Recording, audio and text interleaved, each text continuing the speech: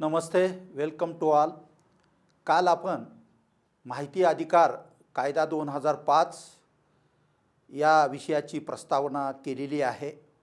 आज आपण माहिती अधिकार कायदा 2005चे जे सेक्शन्स आहेत, जे कलम आहेत, ते आपण या ठिकाणी शिकणार आहोत। आपल्याला माहिती असेल की माहिती अधिकार कायदा किती महत्त्वाचा आहे। राज्यसेवेला त्याचबरोबर डायरेक्ट PSI साठी अत्यंत उपयुक्त आहे।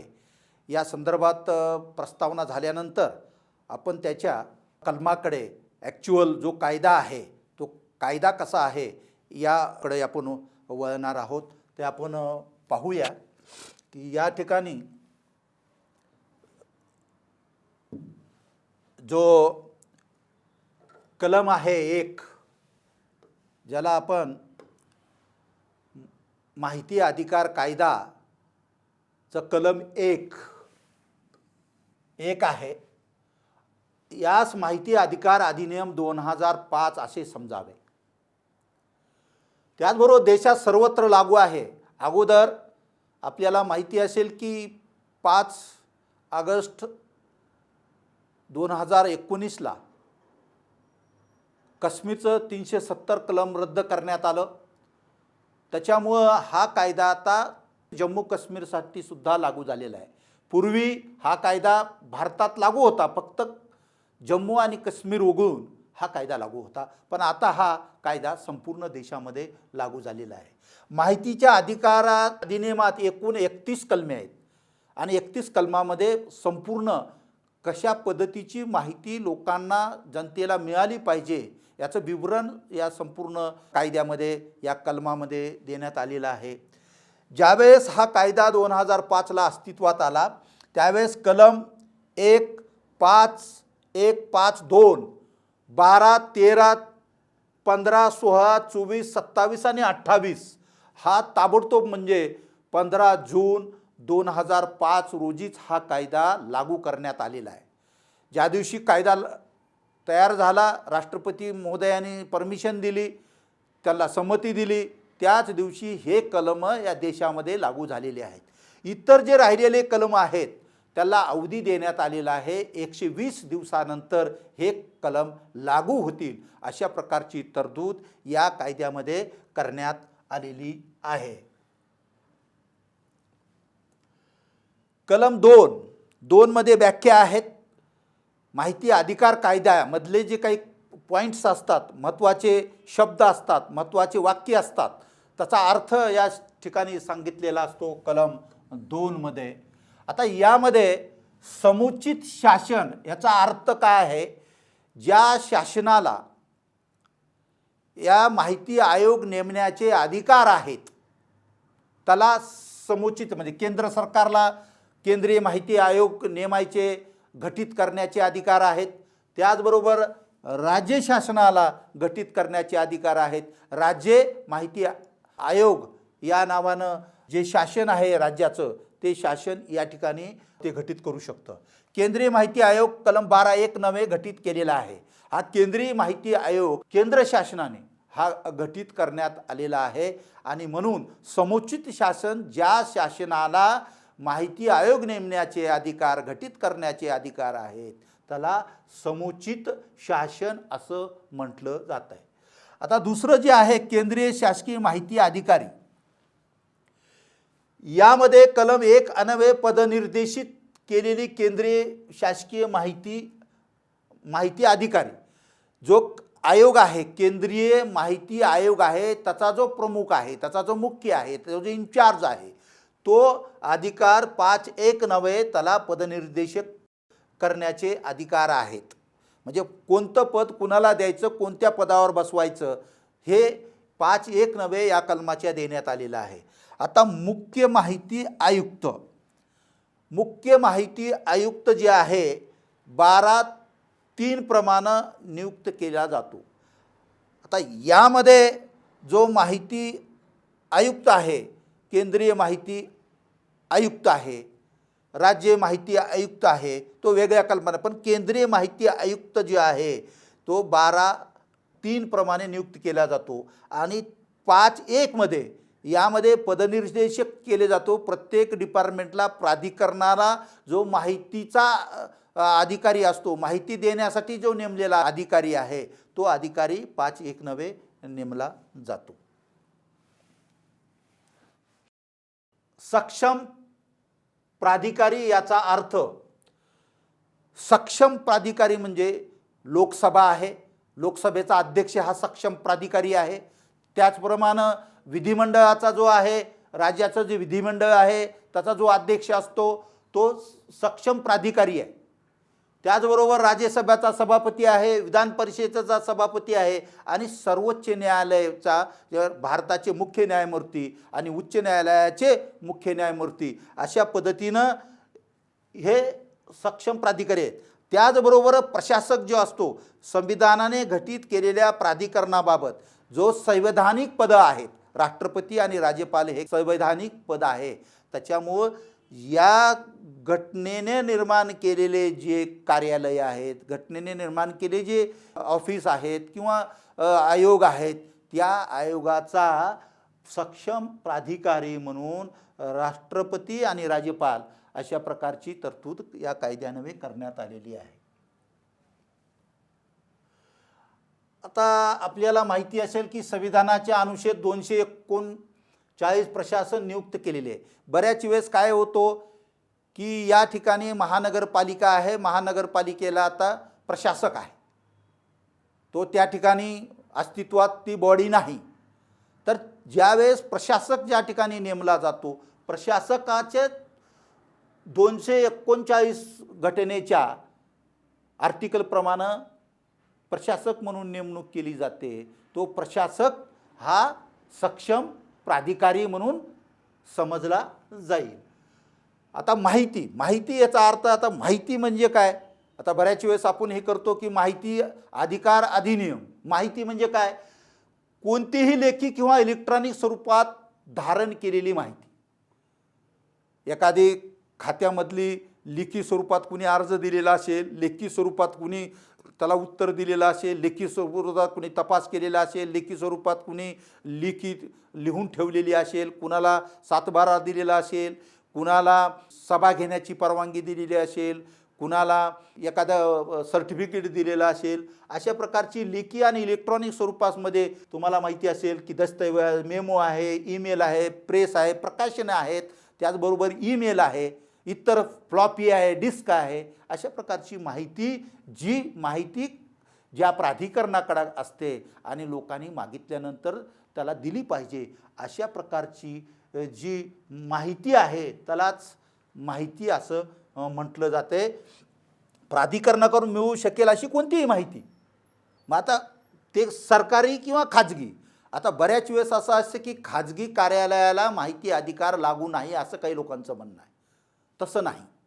सरकारी कार्यालयाला तर तो लागू आहेच, पण सरकारचं ज्या कार्यालयावर, खाजगी कार्यालयावर नियंत्रण आहे, त्या नियंत्रण असल्यानंतर शासकीय अधिकाऱ्याला, माहिती अधिकाऱ्याला जर अर्ज दिला आणि एखाद्या संस्थेची माहिती पाहिजे किंवा सहकारी संस्थेची माहिती पाहिजे, एखाद्या चॅरिटेबल ट्रस्टची माहिती पाहिजे, त्याच्यावर जे नियंत्रण आहे DDOचं आहे, DDRचं आहे, त्या DDRला जर अर्ज केला तर DDR त्या चॅरिटेबल ट्रस्टच्या संदर्भातली माहिती कलेक्ट करून त्या माणसाला ते देऊ शकतात. म्हणून कोणतीही शासकीय आणि खाजगी संस्थेची माहिती, खाजगी संस्था आहे माझी त्याच्यामुळे मला माहिती देण्याची जरूरत नाही असं नाही. याच्यामध्ये त्यांना सुद्धा शासकीय अधिकाऱ्याच्या मदतीने ती माहिती दिली पाहिजे आणि ती माहिती लोकांना दिली म्हणजे ती माहिती असं समजलं जाते. आता या ठिकाणी विहित म्हणजे समुचित शासनाने किंवा व्यवस्थित सक्षम प्राधिकरणाने या अधिनियमाने केलेल्या नियमाद्वारे विहित केलेली. आता नियम केलेले आहेत. प्रत्येक ह्याच्यामध्ये कशी माहिती दिली पाहिजे, त्यांनी अर्ज कसा केला पाहिजे, कशा पद्धतीनं दिली पाहिजे, जी विहित केलेला जे नियमाप्रमाणे, ज्याला नियम आपण म्हणतो, सक्षम प्राधिकरण, जे सक्षम प्राधिकरण आहे ती कशी द्यायची माहिती, बाय हँड द्यायचे, पोस्टानं द्यायचे किंवा इलेक्ट्रॉनिक माध्यमातून द्यायचे, त्याची फीस कशी घ्यायचे, स्टॅम्प मारून घ्यायचे, कसं, म्हणजे हे जे ठरवलं जातं आहे याला विहित अशा पद्धतीचं म्हटलं जातं आहे. शासकीय प्राधिकरण. आता शासकीय प्राधिकरण म्हणजे संविधानाद्वारे किंवा अन्य संसदेने किंवा अन्य कायद्याने कोणतंही प्राधिकरण एक तर कोण करतंय, संविधानाद्वारे निर्माण होत आहे. संविधानामध्ये ज्या तरतुदी आहेत त्याप्रमाणे प्राधिकरण निर्माण होत आहे. कोणतंही डिपार्टमेंट आहे, सरकारी खातं आहे, प्राधिकरण म्हणजे एखादं डिपार्टमेंट आहे, एखादी संस्था आहे, एखादं कार्यालय आहे, हे निर्माण संविधानाद्वारे होतं आहे किंवा अन्य संसदेने किंवा अन्य कायद्याद्वारे जे कायदे आहेत कायद्याप्रमाणे ते निर्माण केलं जातं आहे. राज्य विधिमंडळाने किंवा अन्य कोणत्याही कायद्याने. महाराष्ट्र आहे, आता महाराष्ट्राचं मध्ये विधिमंडळ आहे, विधिमंडळामध्ये त्याचा ठराव घेतला जातो आणि ठरावाच्या अनुषंगानं ते एक कार्यालय प्राधिकरण निर्माण केलं जातं किंवा इतर कोणतेही कायदे असतील. समुचित शासनाने घटित केलेले कोणतेही प्राधिकरण. समुचित शासन म्हणजे ज्या शासनाला घटित करण्याचा अधिकार आहे, घटनेने त्यांना घटित करण्याचा अधिकार आहे, त्याला समुचित शासन म्हणतो. आणि समुचित शासनाला सुद्धा शासकीय प्राधिकरण निर्माण करण्याचा अधिकार आहे. आता समुचित शासनाची मालकी असेल तर ज्या ठिकाणी समुचित शासनाची मालकी आहे अशा ठिकाणी, त्याचबरोबर समुचित शासनाने पुरवलेला प्रत्यक्ष अप्रत्यक्ष पुरवठा आहे. बऱ्याच संस्था आहेत की शासनाने त्यांना पैसे पुरवलेले. आता खाजगी शिक्षण संस्था आहेत, शिक्षण संस्था ह्या खाजगी आहेत, पण त्यांच्या पगारीही शासन देत आहे. बऱ्याच वेळेस ट्रस्टी आहेत, ट्रस्टी हा खाजगी आहे, पण त्याला कधी शासन बऱ्याच वेळेस वित्तपुरवठा पुरवतो. तो वित्तपुरवठा त्या संस्थेची माहितीसुद्धा यामध्ये दिली पाहिजे. आणि शासकीय प्राधिकरण त्याला समजलं जात आहे. पुरवलेल्या निधीद्वारे वित्तपुरवठा शासकीय संस्थेला, जे शासनानं वित्तपुरवठा केलेला आहे, एखाद्या संस्थेला केलेला आहे, एखाद्या कार्यालयाला केलेला आहे, तर त्या कार्यालयाला सुद्धा माहिती पुरवावी लागेल. अशा प्रकारची तरतूद या कायद्यान्वये आहे. आता अभिलेख. अभिलेख म्हणजे काय, काय पुरवलं पाहिजे. अभिलेखामध्ये दस्तऐवज आहे, त्याचबरोबर सूक्ष्मपट आहे, मायक्रो फिल्म्स आहेत, प्रतिमा आहेत, फोटो आहेत, एखाद्या कार्यक्रमाच्या फोटो घेतलेले आहेत, एखाद्या योजनेच्या फोटो घेतलेले आहेत, एखाद्या स्कीमच्या फोटो घेतलेले आहेत. संगणक तयार केलेलं कोणतंही साहित्य, संगणकामध्ये एखादं डॉक्युमेंट्स तयार केलेलं आहे, संगणकाच्या माध्यमातून आता कास्ट सर्टिफिकेट आहेत, तुमचं EBC म्हणजे क्रिमिलियर सर्टिफिकेट संगणकाच्या माध्यमातून पाठवलं जातं आहे, हे सुद्धा त्याच्यामध्ये येतं आहे. संगणकाद्वारे केलेले साहित्य. माहितीचा अधिकार. कोणत्याही प्राधिकरणाने धारण केलेल्या किंवा नियंत्रणाखाली असलेली माहिती. कोणत्याही प्राधिकरणाने, हे बघा, प्राधिकरणाने धारण केलेली किंवा त्याच्या नियंत्रणाखाली कोणतंही प्राधिकरण आहे, कोणतंही डिपार्टमेंट आहे, त्याने धारण केलेली आणि त्यांच्या नियंत्रणाखाली असलेली माहिती माहितीच्या अधिकाराखाली येते.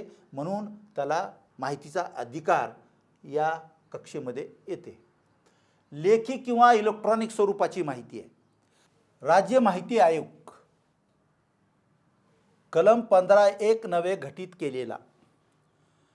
बऱ्याच वेळेस असं होतं की MPSCच्या परीक्षेमध्ये राज्य माहिती आयोग कोणत्या कलमान्वये घटित केला जातो. त्याचं उत्तर असं आहे की 15(1) नवे राज्य माहिती आयोग घटित केला जातो. दुसरं आहे मुख्य माहिती आयुक्त कोणत्या कलमान्वये घटित केला जातो. 15(3) अन्वये नियुक्त केला जातो किंवा नियुक्त केला जातो. अशा पद्धतीचे प्रश्नसुद्धा विचारतात. आता मुख्य माहिती आयुक्त कोणत्या प्रमाणे त्याच्या नियुक्ती केली जाते. कोणताही माणूस, कोणताही अधिकारी, कोणतीही कार्यवाही माहिती अधिकार कायद्यान्वयेच केली जाते.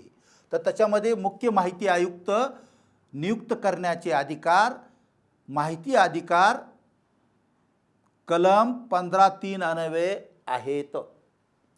दुसरं राज्य शासकीय माहिती अधिकारी.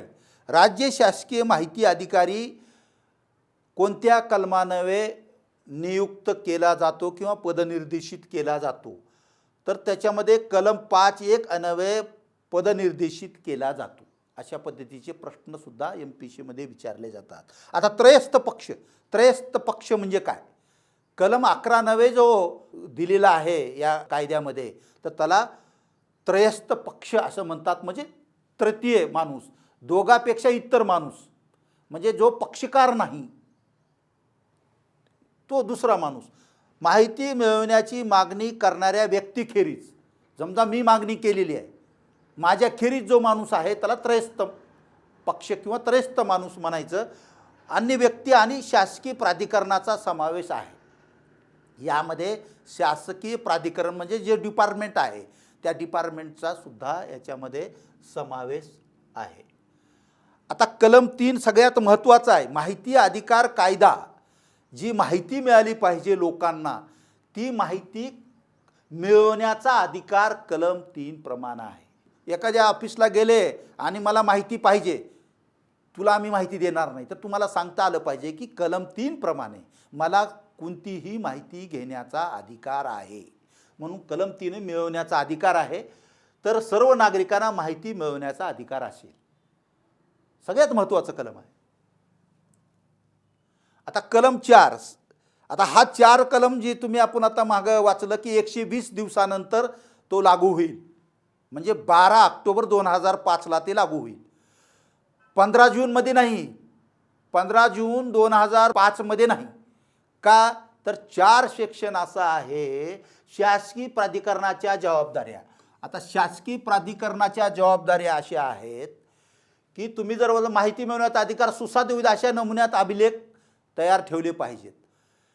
120 दिवसाचा या कायद्यान्वये प्रत्येक कार्यालयाला वेळ दिलेला आहे. 120 दिवसामध्ये सगळं कायदा अंमलात येण्याच्या अगोदर हे सर्व माहिती अद्ययावत करून ठेवली पाहिजे.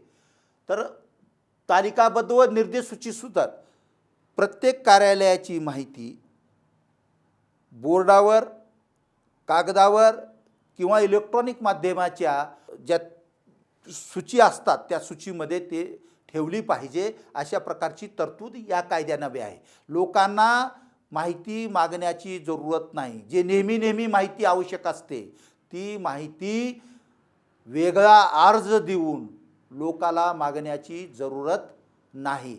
ते माहिती आपोआप त्यांना जर क्लिक केलं, समजा पोलीस स्टेशन आहे, पोलीस स्टेशनच्या वेबसाईटवर किंवा पोलीस स्टेशनच्या जे काही त्यांची लिंक दिलेली आहे त्या लिंकवर जर क्लिक केलं तर पोलीस स्टेशनचा इन्चार्ज कोण आहे, त्याचा मोबाईल काय आहे, त्याचं व्हॉट्सअपला जर असेल तर व्हॉट्सअप नंबर काय आहे, ही सगळी माहिती त्या ठिकाणी असली पाहिजे. पोलीस स्टेशनचा फोन नंबर काय आहे, आपण भारतातल्या कुठल्याही पोलीस स्टेशनचा फोन नंबर घेऊ शकतो. त्याचं कारण हे आहे, यावर बंधन आहे की कलम 4 प्रमाणे ही सर्व माहिती काय केली पाहिजे, तालिकाबद्ध व निर्देश सूचीबद्ध करून ठेवली पाहिजे त्यांनी.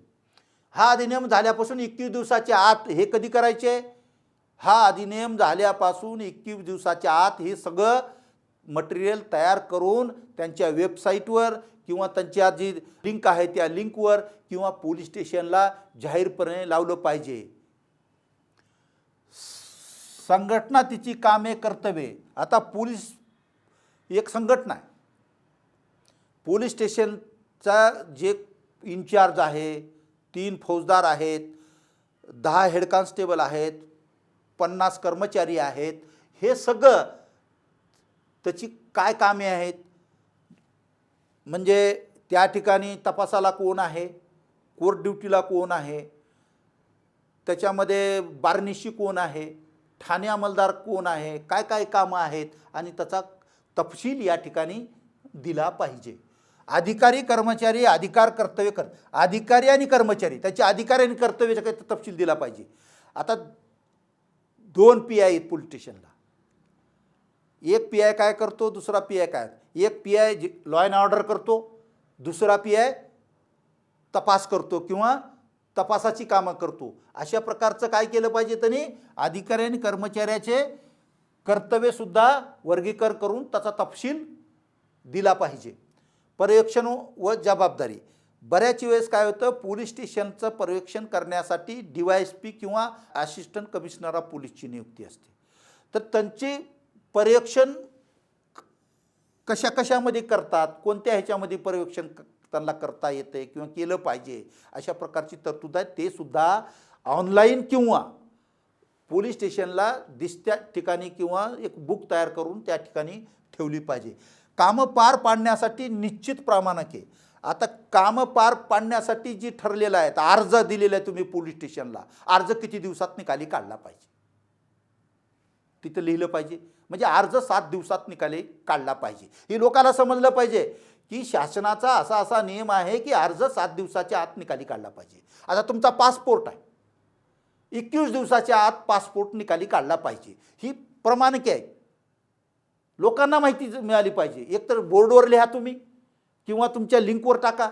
लोकांना क्लिक करून कळालं पाहिजे की मी अर्ज 1 महिन्याखाली दिलेला आहे, अद्यापर्यंत मला त्या अर्जाचा रिप्लाय मिळाला नाही किंवा काय त्याच्यात कार्यवाही झाली मला समजलेलं नाही.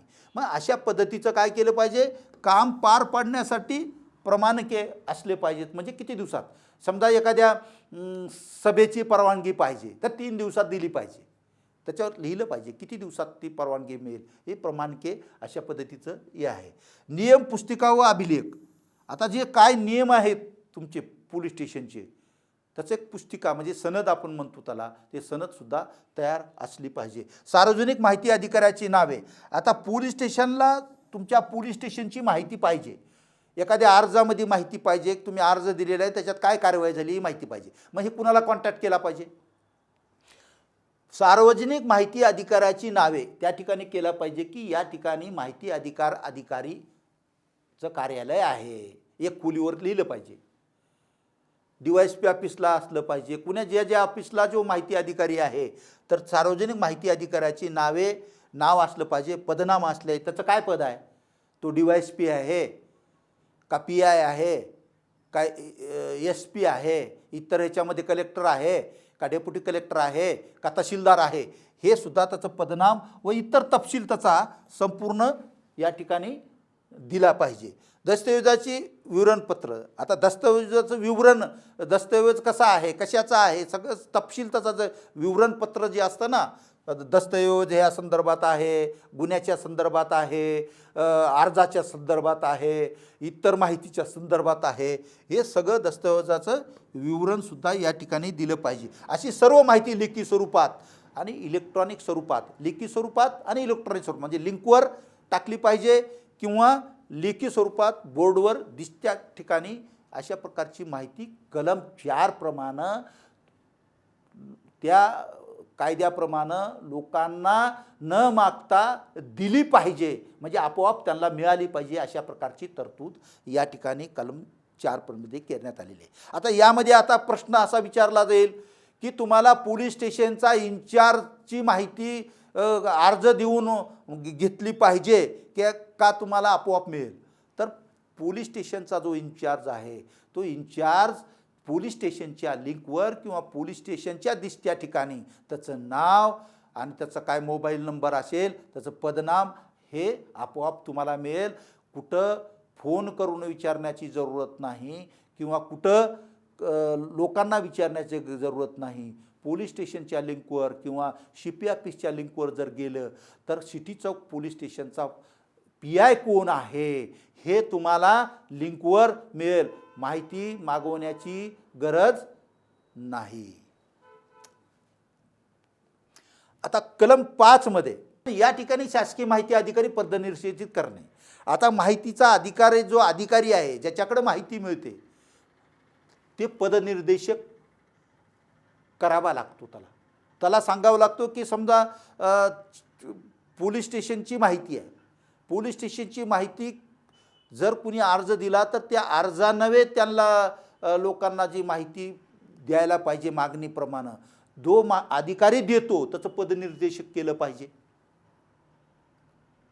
म्हणजे कोण आहे या पोलीस स्टेशनचा माहिती अधिकारी कोण आहे त्याचं पदनिर्देशक करावं लागेल आणि पदनिर्देशक केले की त्याची पाटी लावावी लागेल. या ठिकाणी माहितीच्या अधिकाराची माहिती मिळेल किंवा शासकीय माहिती अधिकारी पदनिर्देशित करण्यात आलेला कोण असेल जो असेल तो त्याचं हे दिलं पाहिजे. आणि हा कायदा शासनानं 12 ऑक्टोबर 2005 रोजी केंद्र शासनानं लागू केला.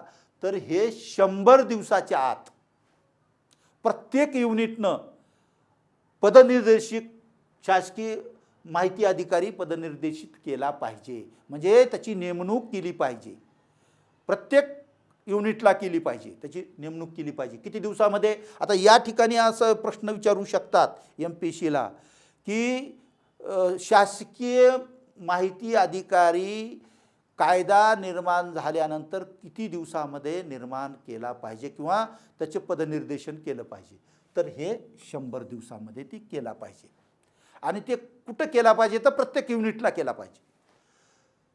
आता माहिती देण्याच्या मागणीवर कारवाई करतील. आता ज्यावेळेस पदनिर्देशक केलंय, माहिती अधिकाऱ्याची नेमणूक केलेली आहे, तर त्या माहिती अधिकाऱ्याची ही माहिती ज्याने मागितलेली आहे कलम 3 मध्ये, त्यांनी माहिती मागितलेली आहे, त्या कलम 3 प्रमाणे त्याला अधिकार आहे माहिती मागण्याचा. त्याप्रमाणे ज्याने मागणी केलेली आहे त्याला ह्यानी माहिती कुणी दिली पाहिजे? माहिती अधिकाऱ्यांनी त्याला माहिती दिली पाहिजे. आता कलम 6 मध्ये माहिती मिळवण्याबाबतची मागणी. आता मागणी त्याला अधिकार आहे, पण मागणी ह्याच्यामध्ये करता येईल त्याला कुणाला? अर्ज देऊन कुठं करता येईल त्याला मागणी? कलम 6 मध्ये अर्ज देऊन मागणी कलम 6 प्रमाणे त्याला करता येते. आता अर्ज शुल्कासह अर्जदाराच्या हस्ताक्षरात मागणीसाठी इंग्रजी किंवा हिंदी किंवा राज्यभाषेत. आता मागणी माहितीच्या अधिकाराखाली अर्ज कोणत्या भाषेत लिहावा लागतो? MPSCला प्रश्न विचारू शकतात. कोणत्या भाषेत? 3 भाषांमध्ये लिहिला पाहिजे. पहिली कोणती भाषा आहे? हिंदी. दुसरी कोणती आहे? इंग्रजी. तिसरी कोणती आहे? राज्यभाषा, म्हणजे तुमची महाराष्ट्राची भाषा मराठी. म्हणजे 3 भाषेमध्ये तो. आता कर्नाटक आहे, कर्नाटकमध्ये हिंदी, इंग्रजी आणि कन्नडी. अशा पद्धतीनं तुम्हाला याच भाषेमध्ये तुम्हाला काय करता येईल? अर्ज करता येईल. म्हणून या ठिकाणी कोणत्या भाषेमध्ये माहितीच्या अधिकाराखाली अर्ज दिला जातो? तर 3 भाषेमध्ये दिला जातो. 3 भाषा म्हणजे एक त्याच्यातली एक राज्यभाषा आहे. त्याने ती संबंधिताकडून मुदतीत मागून घ्यावी. आता यामध्ये त्यांनी अर्ज दिला. कुणाला अर्ज दिला? ज्याला माहिती पाहिजे, ज्या व्यक्तीने अर्ज केलेल्या माहितीच्या अधिकाराखाली, तर त्यांनी काय केलं पाहिजे? या माहिती अधिकाऱ्यानं कलम 5 मध्ये जो माहिती अधिकारी नेमण्यात आलेला आहे, त्याने जी माहिती कुठल्या पोलीस स्टेशनची आहे, कुठल्या विभागाची आहे, ती सर्व माहिती मागून घेतली पाहिजे. आणि त्याची जी 30 दिवसाची मुदत आहे, 30 दिवसाच्या आत ती त्या माणसाला ज्यानं अर्ज केलेला आहे, हा अर्ज केलेला आहे, त्याला दिली पाहिजे. अर्ज असते हस्तांतर. बऱ्याच वेळेस काय होतं आहे की माहिती अधिकाराखाली अर्ज येतो, एखाद्या तहसील कार्यालयाला येतो आणि तहसील कार्यालयाला आल्यानंतर माहिती मागितली जाते, पण ती माहिती कशाची आहे? गुन्ह्याच्या संदर्भात आहे. तहसीलला माहिती गुन्ह्याच्या संदर्भात काय होणार नाही? मिळणार नाही. म्हणून तो अर्ज आमच्याकडे नाही म्हणून त्या अर्जदाराला कळवायचं नाही. त्या तहसीलनं ती माहिती संबंधित पोलीस स्टेशनला 5 दिवसाच्या आत तो अर्ज हस्तांतरित केला पाहिजे. माझ्याकडं ती नाही असं त्याला म्हणता येणार नाही. ते कुठं पाठवलं पाहिजे? संबंधित विभागाकडे 5 दिवसाच्या आत. एखादी माहिती अर्ज हस्तांतरित करण्यासाठी अर्ज किती दिवसामध्ये हस्तांतरित केला पाहिजे? तर त्याचं उत्तर काय आहे? 5 दिवसामध्ये. असा MPSCला प्रश्न येतो. आणि त्याच्यामध्ये 5 दिवसातच केला पाहिजे, उशिराने करता येणार नाही. उशिराने केले तर त्याच्यामध्ये शिस्तभंगाची कार्यवाही आहे, त्याला दंडाची तरतूद आहे.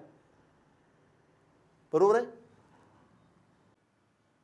कलम 7 मागणी निकालात काढणे. एखाद्या अर्जदाराने माहितीच्या अधिकाराखाली अर्ज दिलेला आहे, तर अर्ज दिल्यानंतर ती माहितीचा अर्ज कसा निकाली काढला पाहिजे? मागणी केल्यापासून 30 दिवसाच्या आत ती माहिती त्या अर्जदाराला दिली पाहिजे. कोणत्याही परिस्थितीत जर समजा ती त्यांनी नाही दिली, प्रत्येक दिवसाला 250 रुपये आणि जास्तीत जास्त 25,000 रुपयाची दंड याची शास्तीची तरतूद याच्यामध्ये करण्यात आलेली आहे. पण कलम 8 आणि 9 अन्वये कारणासह फेटाळली पाहिजे, ती माहिती दिली पाहिजे आणि काही माहिती फेटाळली पाहिजे. कलम 8मध्ये राष्ट्राच्या सुरक्षिततेला धोका होत असेल, कोणाच्या जीवितेला धोका निर्माण होत असेल, त्रयस्थ पक्षाची माहिती असेल, तर ती माहिती कलम 8 आणि 9मध्ये जी आहे ती माहिती फेटाळली पाहिजे आणि जी माहिती देता येते ती 30 दिवसाच्या आत ती दिली पाहिजे. आणि जर त्यांनी नाही दिली, प्रत्येक दिवसाला 250 रुपये आणि जास्तीत जास्त 25,000 रुपयाच्या दंडाची तरतूद आहे. त्रयस्थ व्यक्तीच्या परवानगीशिवाय देता येणार नाही. बऱ्याच वेळेस माहिती अशी असते की त्रयस्थ पक्ष आहे, एखाद्यानं माहिती आमच्याकडं मागितलेली आहे आणि माहिती मला मागितलेली आहे, पण ती माहिती तिसऱ्या व्यक्तीची आहे आणि तिसऱ्या व्यक्तीची माहिती त्याची परवानगी घेतल्याशिवाय इकडं माहिती त्याला अर्जदाराला देता येत नाही. त्याच्यासाठी त्रयस्थ माहितीदार जर म्हणत असेल त्रयस्थवाला की माझी माहिती द्यायची नाही, तर तशी माहिती देता येणार नाही. माहिती पुरवण्यासाठी खर्चाबाबत ठरवण्यासाठी 3 दिवसाचा वाढीव मिळेल. आता 30 दिवसात माहिती द्यायला पाहिजे, पण जरा माहिती पुरवण्यासाठी ते म्हणत असेल मला बाय हँड द्या, ते म्हणत असतील पोस्टानं द्या, ते म्हणत असतील इतर इलेक्ट्रॉनिक माध्यमातून द्या, हे ठरवण्यासाठी जर त्यांनी ही केलं तर 3 दिवसाचा अवधी वाढून मिळू शकतो. मागणी बऱ्याच वेळेस मागणी अशी आहे की ती मागणी फेटाळली पाहिजे. कशी फेटाळली पाहिजे? कलम 8 आणि 9मधली आहे, त्रयस्थ पक्षाची आहे, ती माहिती देता येत नाही म्हणून अर्जदाराला फेटाळलं पाहिजे, तुम्हाला ही माहिती देता येणार नाही. एखाद्या व्यक्तीची जीवित व स्वातंत्र्यासंबंधी माहितीची मागणी प्राप्त झाल्यापासून 48 तासाच्या आत ती पुरवली पाहिजे. बऱ्याच वेळेस काय असतं की एखाद्या माणसाला जीविताला धोका आहे, त्याच्या संपत्तीला धोका आहे, त्याच्या इतर काही जवळचे काही घरच्या मंडळीला धोका आहे, त्याचा जीव जाणार आहे, अशी माहिती जर असेल एखाद्या माणसाकडे किंवा प्रशासनाकडे, तर 48 तासाच्या आत ती माहिती त्या माणसाला दिली पाहिजे. जनरलमध्ये 30 दिवसात माहिती दिली पाहिजे आणि ह्या अपवादात्मक परिस्थितीमध्ये त्याच्या जीविताला धोका असेल, त्याच्या स्वातंत्र्याला धोका असेल, एखाद्याला डांबून ठेवलेला आहे, तिथं त्याला संध्याकाळी त्याचा खून करणार आहेत, त्याला तिथून पळवून नेणार आहेत, आणि ही माहिती जर एखाद्या माणसाकडे असेल, एखाद्या पक्षाकडे असेल, तर ती माहिती जर त्याला पुरवली तर त्याचा जीव वाचेल, त्याचं स्वातंत्र्य अबाधित राहील. अशा पद्धतीची माहिती 48 तासामध्ये ते पुरवली पाहिजे. आता यामध्ये प्रश्न कसा विचारू शकतात MPSCला? जनरल ह्याच्यामध्ये अर्जदाराने माहितीच्या आधाराखाली अर्ज दिला असता किती दिवसामध्ये माहिती पुरवली पाहिजे? 30 दिवसामध्ये ती माहिती पुरवली पाहिजे. दुसरा प्रश्न असा आहे की एखाद्या अर्जदाराला जीविताला धोका आहे किंवा त्याच्या स्वातंत्र्याला धोका निर्माण झालेला आहे, अशा परिस्थितीमध्ये अर्जदाराने माहिती मागितल्यानंतर किती दिवसामध्ये पुरवली पाहिजे किंवा किती तासामध्ये पुरवली पाहिजे? तर ती 48 तासामध्ये पुरवली पाहिजे. अशा पद्धतीची माहिती पुरवली पाहिजे. 30 दिवसामध्ये माहिती पुरवली पाहिजे, अपवादात्मक परिस्थितीमध्ये 48 तासात पुरवली पाहिजे. पण कोणती माहिती तुम्हाला पुरवण्याची आवश्यकता नाही? कलम 8मध्ये आणि 8-9मध्ये जी माहिती आहे ती माहिती देण्याची आवश्यकता नाही. अशा प्रकारची तरतूद माहिती अधिकार कायदा 2005मध्ये करण्यात आलेली आहे. माहिती अधिकार कायद्यामधलं कलम 8 आहे, माहिती उघड करण्यापासून सूट देण्यात आलेली आहे. माहिती 30 दिवसात दिली पाहिजे, पण काही माहिती देण्याची आवश्यकता नाही. कायद्यामध्ये तशी तरतूद केलेली आहे. सक्षम प्राधिकरणाची खात्री पटली असेल, जो माहिती अधिकाऱ्याला किंवा सक्षम अधिकाऱ्याला ही खात्री पटली असेल की सार्वभौम व अखंडता राष्ट्राची सुरक्षितता जर धोक्यात येत असेल, माहिती मागितलेली आहे ती माहिती जर त्या अर्जदाराला दिली तर सार्वभौम व अखंडता राष्ट्राची सुरक्षितता धोक्यात येणार आहे, याची खात्री सक्षम प्राधिकरणाची खात्री पटली असेल, म्हणजे माहिती अधिकाऱ्याला खात्री पटली असेल, तर ही माहिती देण्याची आवश्यकता नाही. जिथं धोका होत असेल ती माहिती द्यायची आवश्यकता नाही. न्यायालयाकडून मनाई करण्यात आलेली असेल, एखाद्या प्रकरणामध्ये न्यायालयानं सांगितलं की कोणतीही माहिती अर्जदाराला द्यायची नाही तर ती देण्याची आवश्यकता नाही. माहिती उघड केल्यास संसद राज्य विधिमंडळाचा भंग होत असेल तर अशा पद्धतीची माहितीसुद्धा देण्याची आवश्यकता नाही. बऱ्याच वेळेस विधानसभेमध्ये बिल सादर केलं जात आहे, बऱ्याच वेळेस मध्ये अर्थसंकल्प सादर केला जातो आहे. अर्थसंकल्प सादर करण्या अगोदर त्या अर्थसंकल्पामध्ये काय आहे हे जर कोणी माहितीच्या अधिकाराखाली मागत असेल तर ती माहिती देता येणार नाही. का तर औचित्याचा भंग होतो, अधिकाराचा भंग होतो, विधिमंडळाच्या अधिकाराचा भंग होतो.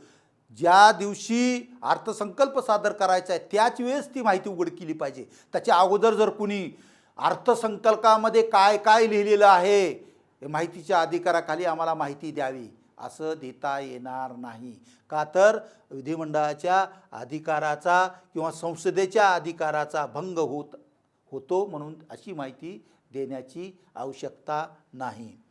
वाणिज्यविषयक क्षेत्रातील विश्वास, व्यापारीविषयक गुपिते, काही व्यापाराची गुपित असतात, व्यापार करीत असताना काही गुपित असतात, काही त्यांचा फॉर्म्युला असतो. जर कोणी मागत असेल एखादा दुसरा व्यापारी, माझा तोटा जास्ती होतोय, मला नफा मिळत नाही, त्याला भरपूर नफा मिळतोय, मला सुद्धा नफा मिळाला पाहिजे, त्याचं काय गुपित आहे ते मला मिळावं, असं तुम्हाला मागता येणार नाही. मागितलं तरी या सक्षम प्राधिकाऱ्यांना खात्री पटलेली आहे की आपल्याला त्याला द्यायचं नाही तर ती देता येणार नाही. बौद्धिक संपदा उघड केल्यामुळे त्रस्त पक्षाच्या स्पर्धात्मक स्थानाला हानी पोहोचत असेल तर काही गोष्टी कोर्टामध्ये वकील आहे, कोर्टात केस चालू आहे, दोन्ही वकील आहेत आणि तो वकील काय बोलणार आहे, त्याच्यावर काय नॉलेज आहे या बाबतीतलं मला माहिती द्यावी. बौद्धिक संपदाची माहिती उघड करता येणार नाही. त्यानं मागितली तरी ती देता येणार नाही. का तर कोर्टामध्ये त्यानं काय कोणत्या कायद्याप्रमाणे बहस करणार आहे, कोणत्या कायद्याप्रमाणे त्या ठिकाणी कोर्टात मुद्दे मांडणार आहे आणि कोणतं कलम त्याच्यासाठी लागू आहे हे बौद्धिक संपदा मला मिळावी असं जर कुणी अर्ज केला तर त्याला ती माहिती मिळणार नाही आणि ते देता येणार नाही. विश्वास संघर्षाशी उपलब्ध झालेली माहिती आहे. आता एखादी माहिती अशी आहे की विश्वासानं एखादी माहिती देतोय माणूस, माझा तुमच्यामधला विश्वास आहे नाही असं मला नाही सांगतो, पण तुला म्हणून सांगतो मी माहिती हे उघड करायची नाही. मग एखाद्या माणसानं विश्वासानं दिलेली आहे तर ती माहिती काय करता येणार नाही, उघड करता येणार नाही. बऱ्याच वेळेस सांगतात की तुझी आई हे होती, जे जुने माणसं आहेत त्या लहान मुलाला मोठं झाल्यानंतर तुझी आई हे होती, तुझे वडील हे होते, हे माहिती उघड करता विश्वासाने दिलेली आहे, उघड करता येणार नाही. सरकारकडून गुप्त स्वरूपात मिळालेली माहिती, आता सरकारकडून बऱ्याच वेळेस अशी पोलीस खात्याला माहिती येत असतात की या ठिकाणी हा माणूस दंगल करणार आहे, हा माणूस बॉम्बस्फोट करणार आहे, अशी आम्हाला गुप्त माहिती आहे, ती देता येईल का? एखादा माणूस बॉम्बस्फोट करणार आहे असे सरकारनं माहिती दिलेली आहे, ते उघड करता येईल काय असा प्रश्न विचारला तर नाही, उघड करता सुरक्षेच्या दृष्टिकोनातून ती उघड करता येणार नाही, ती माहिती लोकांना देता येणार नाही. कोणत्याही व्यक्तीचे जीवन शारीरिक सुरक्षितता धोक्यात येईल. एखाद्या माणसाचा समजा त्याला कॅटेगरी आहे, राष्ट्रपती आहेत, पंतप्रधान आहेत, त्याच्या संदर्भातली माहिती सुरक्षेच्या संदर्भातली तुम्हाला उघड करता येणार नाही. त्याच्या जीवन व शारीरिक सुरक्षितता धोक्यात येईल अशी माहिती तुम्हाला उघड करता येणार नाही. गुन्ह्याच्या अन्वेषणाच्या बाबतीत आता मर्डरचा तपास चालू आहे आणि पुढला माणूस येऊन म्हणतोय की मर्डरच्या त्यांनी काय स्टेटमेंट दिलं तर आम्हाला माहितीच्या अधिकाराखाली देता येणार नाही. जोपर्यंत गुन्ह्याचा तपास चालू आहे, कोर्टात जोपर्यंत चार्जशीट दाखल होत नाही तोपर्यंत तपासाची माहिती तुम्हाला देता येणार नाही. बऱ्याच वेळेस लोक जातात, मर्डर दाखल झालेला आहे आणि त्याच्यामध्ये तुकारामानं ह्याच्यामध्ये काय स्टेटमेंट दिलं त्याची कॉपी मिळावी, नाही देता येणार नाही. का तर अन्वेषण चालू आहे. काय गुन्हा तपास चालू आहे, अन्वेषण चालू असल्यानंतर ते देता येणार नाही. कोर्टात चार्जशीट ज्यावेळेस दाखल होतं त्यावेळेस मात्र ते देता येईल. मंत्री परिषदेच्या सचिवाच्या इतर अधिकाऱ्याच्या सल्लामती. बऱ्याच वेळेस काय होतं की बजेट आपल्याला डिक्लेअर करायचं आहे आणि बजेट डिक्लेअर करायचं असल्यानंतर मंत्री आणि सचिवामध्ये चर्चा होती, काय घ्यायचं काय नाही. एक डॉक्युमेंट तयार केले जातात, कच्चा आराखडा तयार केला जातो आहे आणि त्याच्यानंतर मग ती माहिती आधीच कुणीतरी मागतोय, ती माहिती तशी देता येणार नाही. अगोदरच माहिती मागतोय, रफ तयार केलेली आहे, माहिती देता येणार नाही. माहिती सार्वजनिक कामकाजाशी किंवा हितसंबंधाशी कोणताही संबंध नसेल किंवा उघड केल्याने व्यक्तीच्या खाजगीचे उल्लंघन होत असेल. आता एखादी अशी माहिती आहे त्याला काहीच उपयोगाची नाही, उगाच मागतोय कुणीतरी, पण ती माहिती एखाद्या खाजगीपणाचं त्याचं उघडकीस होत असेल, त्याचं काहीतरी खाजगी मॅटर उघडकीस होत असेल तर ती देता येणार नाही. बऱ्याच वेळेस तरुण मुलं आणि मुली कुठतरी लॉजमध्ये जातात आणि लॉज रूम बुक करून राहतात. आता त्याच्यामध्ये एखादा माणूस मागतोय माहिती, त्या माणसाला काय देणे घेणं त्या माहिती मागण्याशी. त्याच्यामध्ये त्याचं खाजगी जीवनाचं विनाकारण काहीतरी उघडकीस येत असेल, 2 मुलं आहेत, लग्न झालेलं नाही, तिथं जाऊन लॉजमध्ये थांबलेले आहेत आणि त्याची जर ती माहिती मागतोय, ह्याला काय देणे घेणं. एक त्रयस्थ माणूस आहे, त्याचा काही संबंध नाही त्याच्याशी काही संबंध नाही आणि तो माहिती मागतोय, काय संबंध आहे त्याचा. तर ती अशी खाजगीपणाची जी माहिती आहे अशा पद्धतीची माहिती देता येणार नाही. आता शासकीय गुप्तते अधिनियम. बऱ्याच वेळेस शासकीय गुप्तते अधिनियमाखाली जी माहिती आहे ती माहितीसुद्धा या कायद्याप्रमाणे देता येणार नाही. संरक्षण खात्याची माहिती आहे, गुप्त खात्याची माहिती आहे, गुप्त माहिती मिळालेली आहे. हे माहिती काही पोलीस खात्याचे गुपित आहेत, संरक्षण खात्याचे काही गुपित आहेत, ते गुपित तुम्हाला मागता येणार नाही आणि ती द्यायची जरूरत नाही. ज्या तारखेस माहिती मिळण्याची मागणी केली असेल त्या तारखेपासून 20 वर्षापूर्वी घडून गेलेली असेल किंवा 20 वर्षे, जी माहिती अशी आहे ती 20 वर्षाखाली गुन्हा घडलेला आहे किंवा 20 वर्षाखालची माहिती आहे आणि अर्ज दिल्यापासून 20 वर्षे झालेली आहेत, तर ती माहिती देण्याचं बंधन नाही.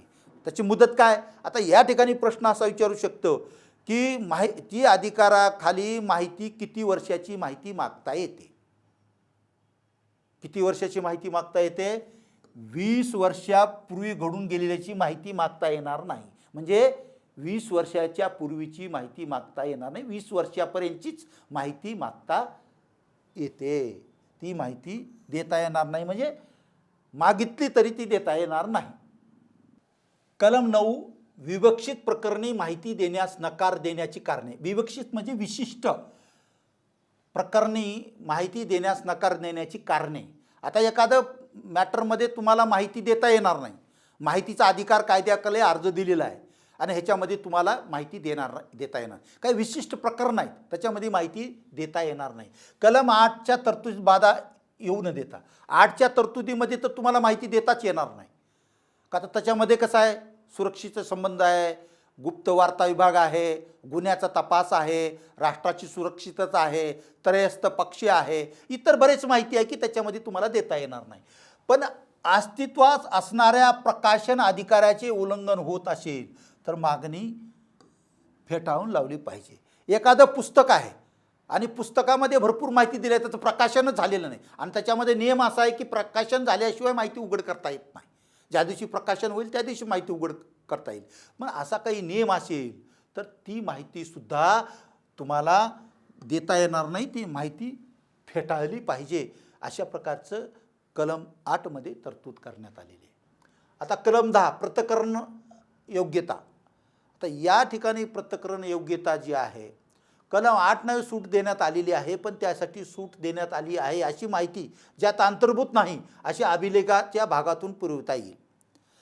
आता कलम 8मध्ये असं आहे की सुरक्षेच्या दृष्टिकोनातून, जीविताच्या दृष्टिकोनातून, त्रयस्थ पक्षाच्या ह्याच्यातून हे आहे.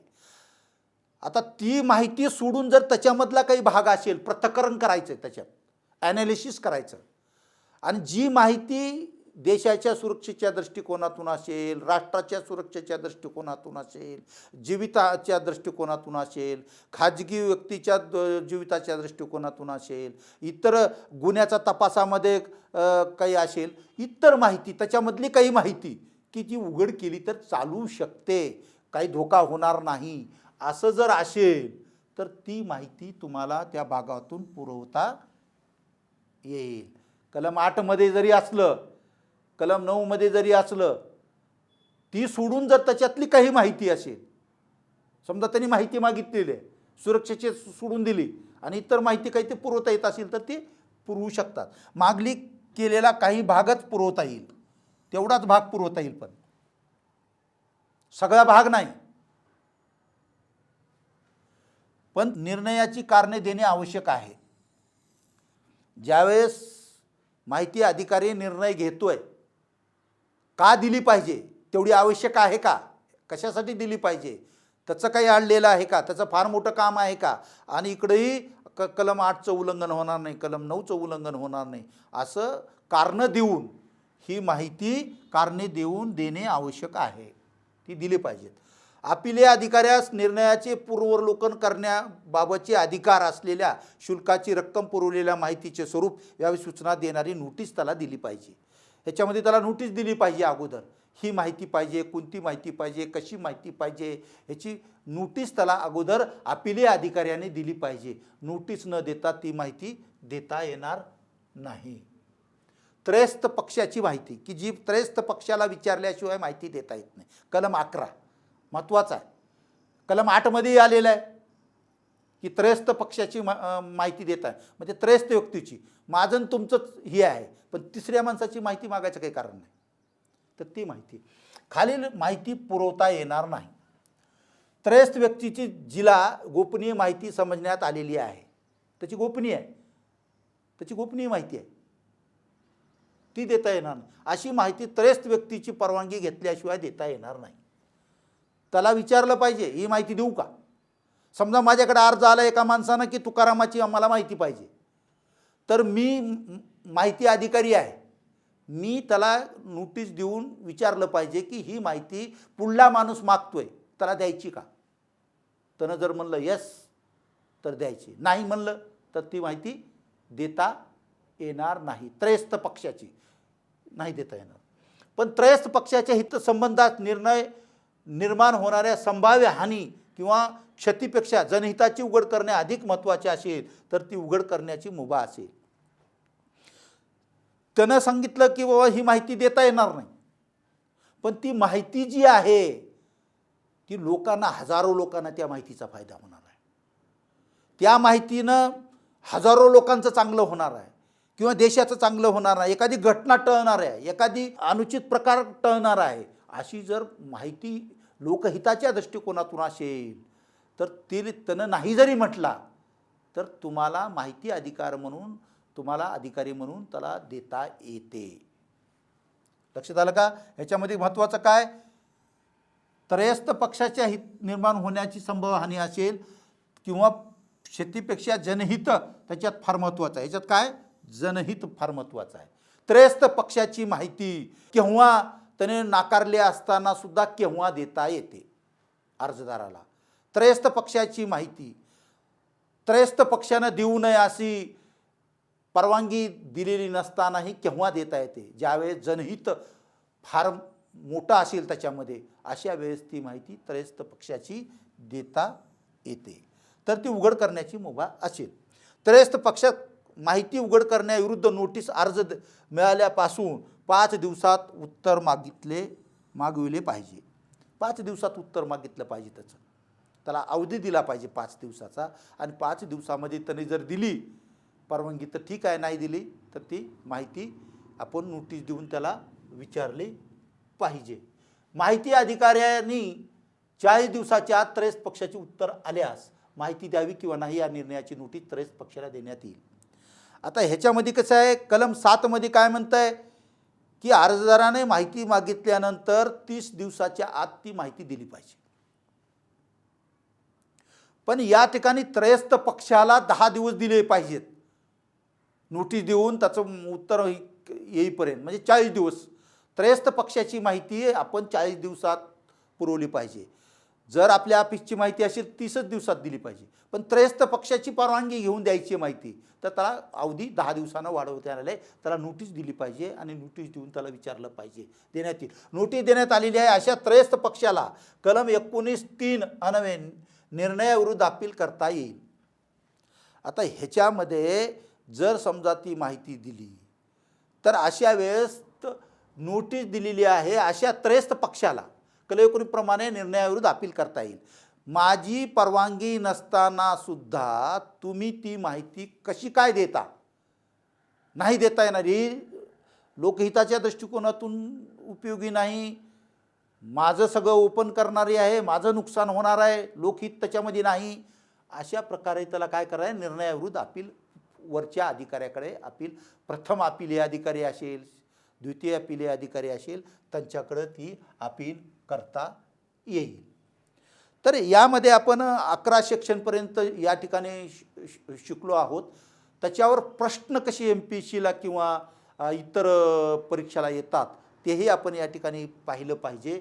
आता आपण जो शिकलो आहे त्याच्यामध्ये असं आहे की माहिती अधिकार अधिनियम 2005चे कलम 1, 5(1), 5(2), 12, 13, 15, 16, 24, 27 व 28 डॅड लागलीच ताबडतोब म्हणजे या दिवशी लागू होती. हा कायदा कधी पास झाला? 15 जून 2005ला. आता ह्याच्यात उत्तर कसं आहे, लागू कधी झाला बघा. आता ह्याच्यामध्ये बघा 12 ऑक्टोबर 2005, 12 ऑक्टोबर 2005ला इतर कलम लागू झालेले आहेत. इतर म्हणजे कोणते? ह्याच्यातलं बघा 2, 3, 4 आहेत का ह्याच्यात? नाही. हे कलम जे राहिलेले आहेत ते 12 ऑक्टोबरला झालेले आहेत. 120 दिवसाचा अवधी दिलेला आहे. पण ही कलम कधी झालेत? ज्या दिवशी कायदा अस्तित्वात आला त्याच दिवशी 15 जून 2005. म्हणजे याचं उत्तर करेक्ट काय सांगा कुणी? राईट, हे उत्तर बरोबर आहे. आता नंबर 2, केंद्रीय माहिती आयोग अर्थ कलम डॅडॅस खालीलपैकी गठीत करण्यात आलेला आहे. आयोग कोणत्या ह्याच्याप्रमाणे गठीत करण्यात आलेला आहे? आता ह्याच्यामध्ये केंद्रीय आयोग, माहिती आयोग, आता 10(1) बरोबर आहे का?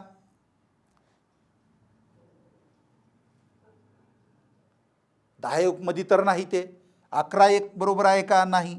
म्हणजे केंद्रीय माहिती आयोग हा समुचित शासनाने निर्माण 12(1) प्रमाणे केला जातो. 12(1) हे राईट उत्तर आहे. हे चूक आहे, हे चूक आहे, हे चूक आहे. आता मुख्य माहिती आयुक्त आणि माहिती आयुक्त या कलमाने नियुक्त करण्यात आलेला आहे असे समजावे. आता ह्याच्यामध्येच माहिती आयोग नेमला जातो आणि त्याचा जो इन्चार्ज आहे त्याच्यावर जी नेमणूक केली जाते म्हणजे त्याच सेक्शनमध्ये असणार आहे. ह्याच्यामध्ये नेमणूक केली जाते मग त्याच सेक्शनमध्ये नाही. 10 हा वेगळं सेक्शन आहे त्याच्यामध्ये नाही, म्हणजे चूक आहे. माहिती आयोग 12(1) प्रमाणे नेमला जातो तर त्याच्यावरला जो इन्चार्ज आहे मुख्य माहिती आयुक्त, आयोगावरचा इन्चार्ज, मग कोणत्या ह्याच्याप्रमाणे नेमला जातो? आयोग 12(1) प्रमाणे नेमला जातो. त्याच्यावरला अधिकारी किती ह्यानं नेमला जाईल? 11 नाही. आता 12(1) आयोग नेमलाय, मग अधिकारी नेमलाय म्हणजे कोणता असेल तर राहिलं कोणतं? 12(3) म्हणजे हे उत्तर राईट आहे. बरोबर आहे.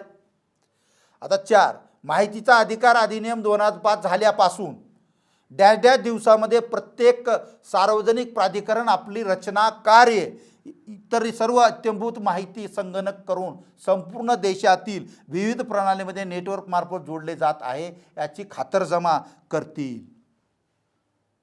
कलम 4 मध्ये सांगितलेलं आहे कायदा झाल्यानंतर किती दिवस दिलेले आहेत सर्व तपशीलमध्ये ही करण्यासाठी. त्याच्यामध्ये किती दिवस दिलेत? 120 दिवस कशासाठी दिलेत? कायदा अस्तित्वात पुढला येण्यासाठी, बरोबर आहे. 100 दिवस कशासाठी दिलेले आहेत?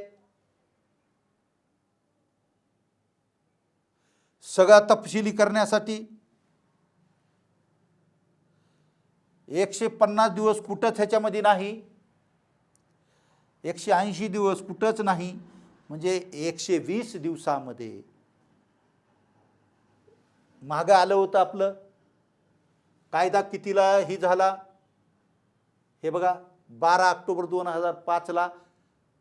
त्याच्यामध्ये 4 सेक्शन जी आहे ती ह्याला आलं.